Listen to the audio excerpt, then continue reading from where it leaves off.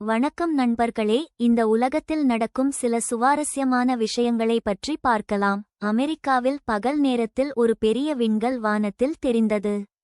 அது ஒரு பெரிய நெருப்பு பந்து மாதிரி இருந்தது. இதை அலபாமா முதல் வட கரோலினா வரை நிறைய பேர் பார்த்தார்கள்.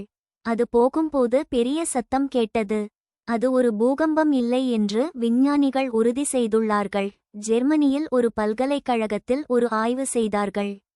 அதன்படி பகலில் ஒரு 20 நிமிடம் தூங்கினால் ஏதாவது ஒரு சிக்கலுக்கு புதுமையான தீர்வு கிடைக்கும்.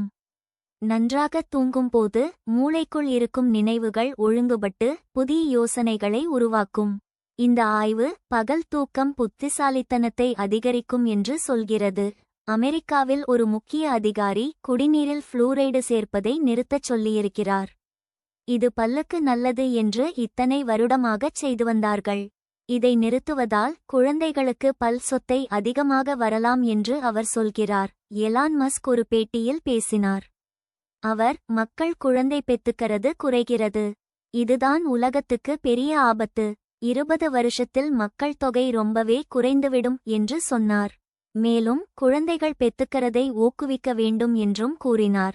செவ்வாய் கிரகத்தில் உள்ள கியூரியாசிட்டி ரோவர் என்ற கருவி சிலந்தி வலை போன்ற பாறை அமைப்புகளை முதன்முதலாக படம் பிடித்துள்ளது. இந்த வலை போன்ற அமைப்புகள் செவ்வாய் கிரகத்தின் பூமி வரலாற்றை பற்றிச் சொல்லலாம். இந்தியாவின் விண்வெளி பயணம் 40 வருடங்களுக்கு பிறகு மீண்டும் தொடங்கியது. இந்திய விமானப்படை அதிகாரி ஒருவர் விண்வெளிக்குச் சென்றுள்ளார். அவர் அமெரிக்காவின் விண்வெளி வீரர்களுடன் சர்வதேச விண்வெளி நிலையத்தில் பணியாற்றுவார். விண்வெளியிலிருந்து பல புதிய படங்கள் கிடைத்துள்ளன. ஆண்ட்ரோமெடா கேலக்சி, வேல் நெபுலா போன்ற அழகிய விண்வெளி பகுதிகளை படம் பிடித்துள்ளனர்.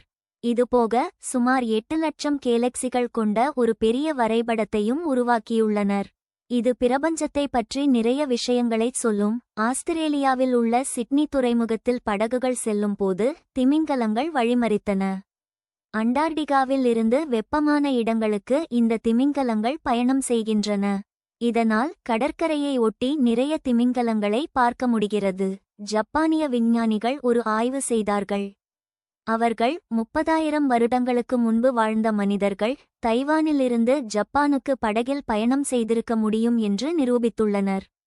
இதை ஒரு சாதாரண படகை பயன்படுத்தி அதே கடல் நீரோட்டத்தில் பயணம் செய்து காட்டினர். மினசோட்டா மாகாணத்தில் உள்ள ஒரு மிருகக்காட்சி சாலையில் ஒரு கரடிக்கு பல் உடைந்துவிட்டது. அதற்கு டைட்டானியத்தால் செய்யப்பட்ட ஒரு உலோகப் பல்லை பொருத்தியுள்ளார்கள். இதுவே கரடிக்கு வைக்கப்பட்ட முதல் உலோகப்பல். குரோஷியாவில் கடலுக்கு அடியில் 18ஆம் நூற்றாண்டைச் சேர்ந்த ஒரு மர படகு கண்டெடுக்கப்பட்டுள்ளது. இது அந்த பகுதியின் பழைய கடல் வரலாற்றை அறிய உதவும். அதேபோல் விண்வெளிக்கு மனிதர்களின் அஸ்தியை எடுத்துச் செல்லும் ஒரு தனியார் நிறுவனத்தின் கேப்சியூல் பசிபிக் பெருங்கடலில் விழுந்துவிட்டது. இதனால் 166 பேரின் அஸ்தி தொலைந்துவிட்டது. இன்னும் நிறைய புதிய விஷயங்களைப் பற்றி அடுத்த முறை பார்க்கலாம்.